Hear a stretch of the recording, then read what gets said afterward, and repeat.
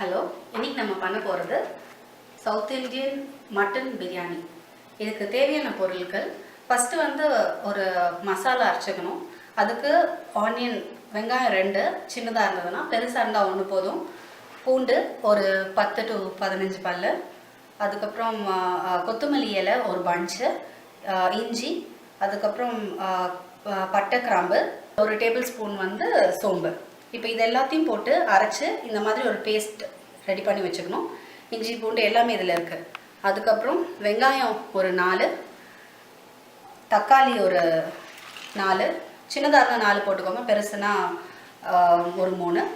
அதுக்கப்புறம் mutton 1 kilo, அப்புறம் எலுமிச்சம்பழம் 1, அதுக்கப்புறம் மிளகா ஒரு 4, அப்புறம் இந்த ஸ்பைசஸ் எல்லாம் பட்டை கிராம்பு பே லீஃப் மொக்கு அதெல்லாம் கொஞ்சம் 1-2 எடுத்துக்கோங்க.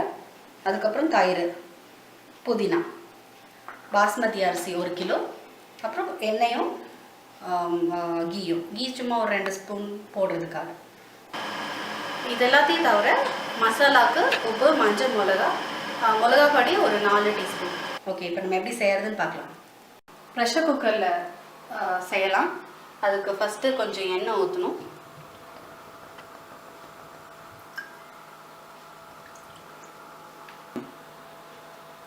ஒரு ஸ்பூன் நெய். எண்ணெய் நல்லா காஞ்சப்புறம் இந்த ஸ்பைசஸ் எல்லாம் போடணும்.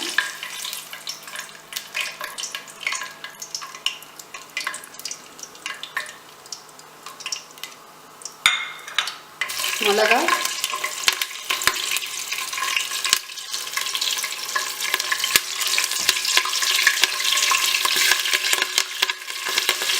வெங்காயம்,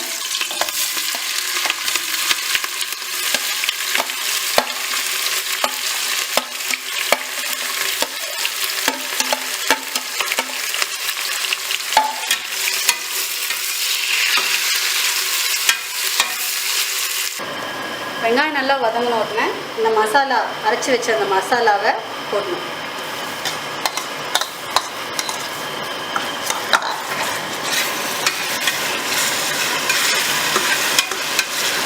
இதுலேயே இஞ்சி பூண்டு கொத்தமல்லி சோம்பு இதெல்லாம் இருக்குது. கூட அந்த க்ரீன் கலராக இருக்கிறது கொத்தமல்லி தலை.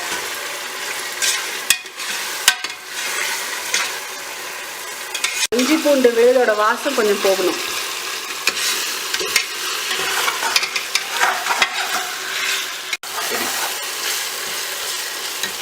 இதுக்கப்புறம் அந்த வெட்டி வச்சிருக்க தக்காளி 3 இல்லை 4 தக்காளி போட்டு நல்லா வதக்கணும்.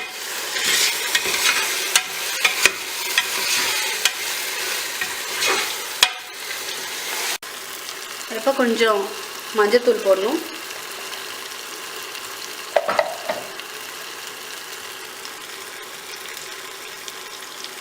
சில்லி பவுடர் ஒரு 3 ஸ்பூன் to 4 ஸ்பூன், உங்களுக்கு காரத்துக்கு ஏற்ற மாதிரி போட்டுக்கலாம்.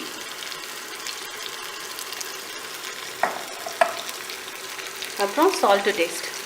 இது ஃபஸ்ட்டு வெறும் மட்டனுக்கு மட்டும்தான் போடுறோம். ரைஸ் பண்ணும்போது அதுக்கும் தனியாக போடணும்.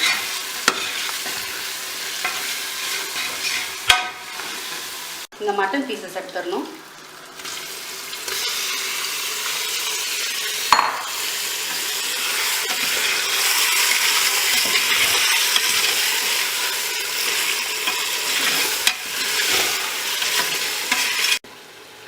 இப்போ தயிர் ஒரு 1.5 குழிக்கரண்டி போடுங்க.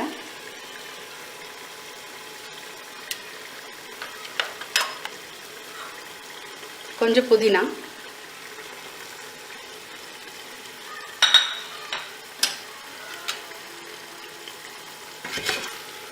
நல்லா கரட்டி விட்டுடுங்க. இப்போவே அந்த பிரியாணியோட ஸ்மெல் வந்துடும்.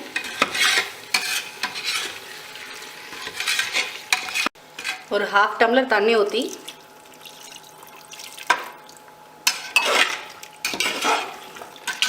குக்கர் க்ளோஸ் பண்ணிவிட்டு ஒரு 5 to 6 விசில்ஸ் விட்டுடுங்க. ஸோ மட்டன் வெந்துடும்.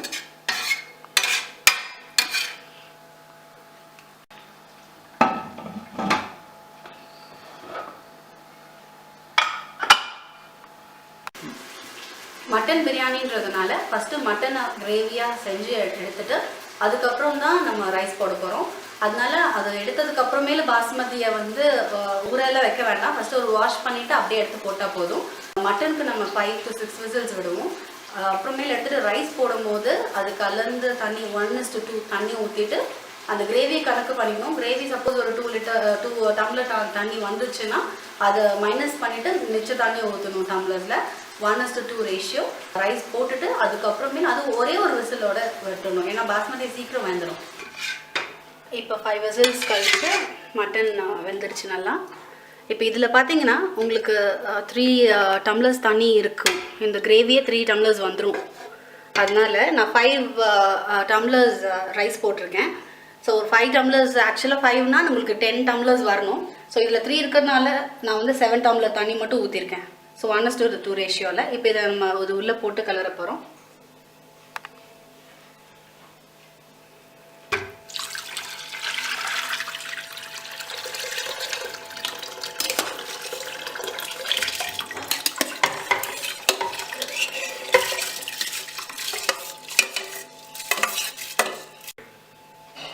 கொஞ்சம் சால்ட் போட்டுக்கோங்க.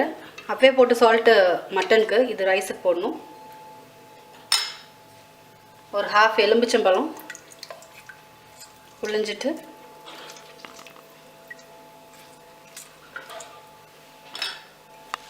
கொஞ்சம் புதினா.